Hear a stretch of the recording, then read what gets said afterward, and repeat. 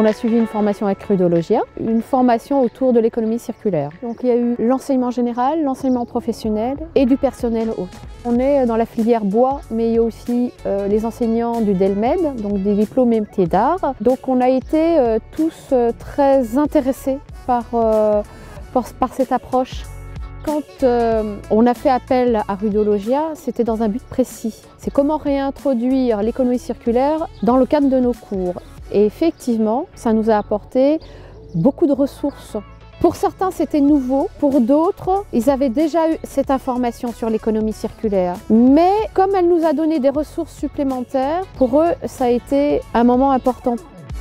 Il est important que nos formateurs puissent suivre cette formation parce que d'abord, ils sont volontaires pour la suivre, ça c'est une chose, qu'ils sont beaucoup impliqués dans la démarche développement durable. Et de fait, si eux sont correctement formés et sensibilisés à la démarche économie circulaire, nous pouvons être certains qu'ils formeront correctement les jeunes à cette notion. On a fait appel à Rudologia dans le cadre du projet Réhabilité. Donc ça, c'était un projet qu'on avait avec les élèves menuisiers agenceurs. Et pour moi, c'était primordial d'aborder l'économie circulaire avec Rudologia pour leur démontrer que l'on pouvait fabriquer autrement et à partir d'objets de récupération, du recyclage et pour aussi leur faire comprendre et pour moi, pour me rendre compte des possibilités que l'on avait d'entreprendre à moindre coût et de répondre à cette problématique environnementale sur l'impact carbone.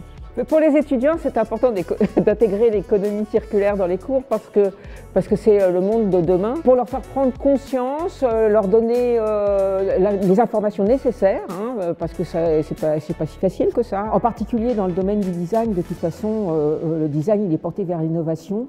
Donc cet enseignement doit s'ouvrir à des choses de la vie réelle. Et ce que je dirais aux formateurs plus encore, c'est de faire confiance à ces jeunes générations qui ont beaucoup de choses à nous apporter. Ça nous a tous sensibilisés et je pense que par la suite, vraiment, on va y penser et on va marcher avec ça.